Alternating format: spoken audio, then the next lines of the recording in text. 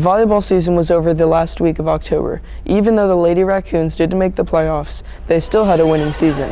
Coach Litchford and all the players worked very hard at improving their offense.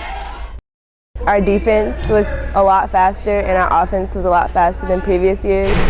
And an example of our defense was we beat Reedy, we tamed the Lions this year, and that's just something new that we did this year that we didn't do previous years.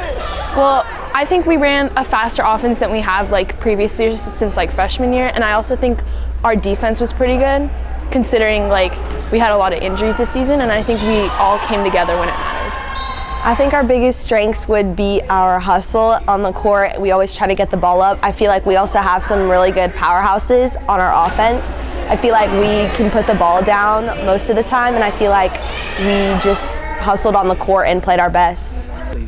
I thought our strengths was definitely in our offense. We had some really big hitters that really did a great job in clinch times and ball games and put the ball down right when we needed to score a point at a very crucial time in the match. Most of the Lady Raccoons have been playing volleyball since elementary school. They really enjoy the sport. I enjoy playing volleyball because it's a good stress reliever for me, and I also feel like the sport being with I've played with the same group of girls for a really long time, so it's all made us closer together as friends and better volleyball players in general. What I enjoyed most about this season would probably be the people. I feel like a lot of our struggles and our wins just brought us all together, and I built a lot closer friendships with all the seniors than I have in the past. I've enjoyed knowing Coach Litch and bonding with my teammates and just playing volleyball and competing. Coach Litchford feels good about next season. I think that it's going to be a very exciting season next fall for the girls that are coming back and the girls that will possibly be joining them at the varsity level. With volleyball season over, Coach Litchford and the players are very proud of everyone. Several of the players will be back in the fall for another winning season. For Racc TV, I'm Ian Reeves. One of the tastier electives at Frisco High School is the Intro to Culinary Arts. Along with picking up information that could lead to a career, students can also learn to cook nutritious meals from scratch and pick up some tips on becoming self-sufficient. I've learned how to make a healthy breakfast for myself, like fruit smoothies. It's healthier, you don't have to spend as much money. Now I can make my own meals when I go to college versus having to spend money and eat out all the time. So it's helpful. I've learned how to use proper sanitation in the kitchen, like how you need to wash your hands with warm water instead of cold water, and you can't use dish soap for your hands and you can't use hand soap for dishes and stuff like that. And I've also learned how to properly cut and dice things like fruits and vegetables and stuff, and how to use an oven correctly and stuff like that. Students also learn about the importance of nutrition and sanitation. Pretty much I've learned mostly the ropes around the kitchen, such as the true sanitation and cleaning process, and pretty much just how to maintain yourself and others around a kitchen, pretty much. It's really easy to cross-contaminate food, and I wasn't really sure of that before, but you can't have any kind of raw meat next to vegetables, or knives that touch raw meat can't even be in the same area as other food. Culinary Arts is a hands-on class that's fun, informative, and often filling. For Racc TV, I'm Sarah Bailey. FHS got pretty spooky for Halloween.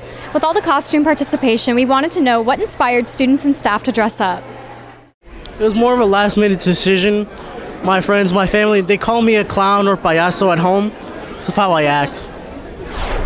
I'm a jaguar, and I like animals a lot. I wanted to do a fox, but I thought jaguar would be cooler with the makeup. So. I'm Pam as her cat costume from season 1 of The Office, and I did it with my boyfriend, who's Hole Punch Jim, yeah. I'm myself because I'm a clown. So I am the Undertaker.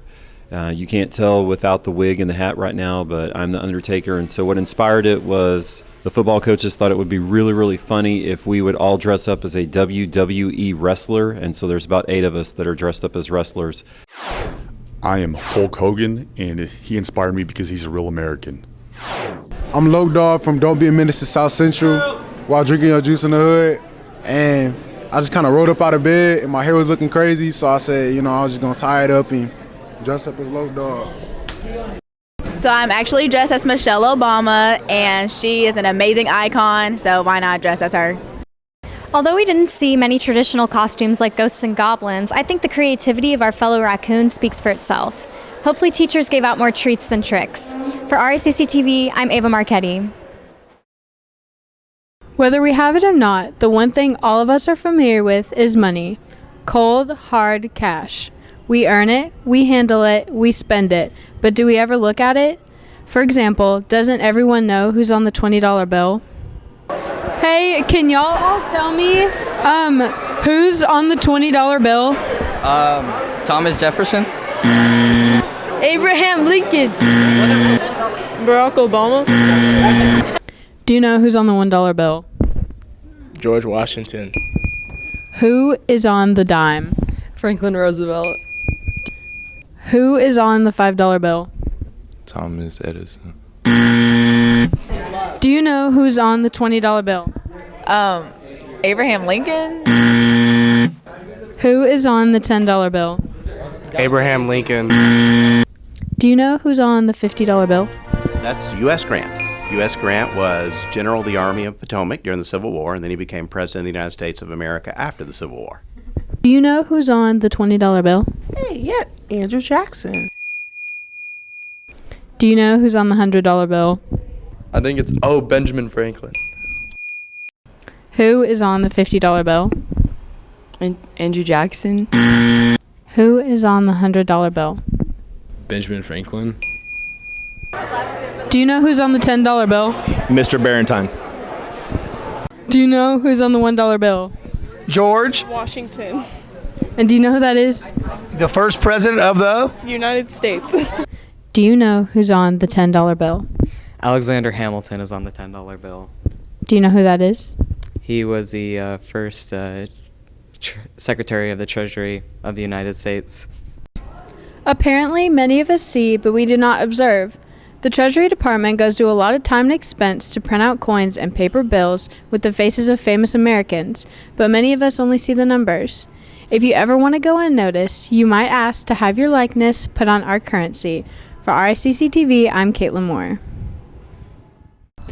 Good morning, fellow raccoons, and welcome to the Weekend Weather Watch. I'm Broccoli Mills. And I'm Kevin Curry. Hey, Kevin. Congratulations on going to state for cross country. I heard you made it to Austin in about 3.5 hours. Yeah, and my legs are tired. It's a good thing you didn't fly.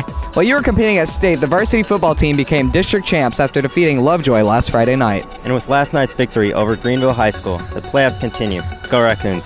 Speaking of the weather, the Arctic blast is tapering off and it's beginning to warm up. Today will be mostly sunny with a high of 58 and a low of 34. Saturday will also be sunny with a high of 61 and a low of 36. Sunday will be partly sunny with a high of 60 and a low of 42. So Kevin, what's going on this weekend? Lady Raccoons basketball is holding a tournament here today and Saturday in all the gyms. So the gyms are all booked up, huh? It's a busy weekend. Anything else? Yes, I need to get back to Spanish class before Miss Rad notices. Here, hold this. For RACC TV, I'm Broccoli Mills. And that was Kevin Curry.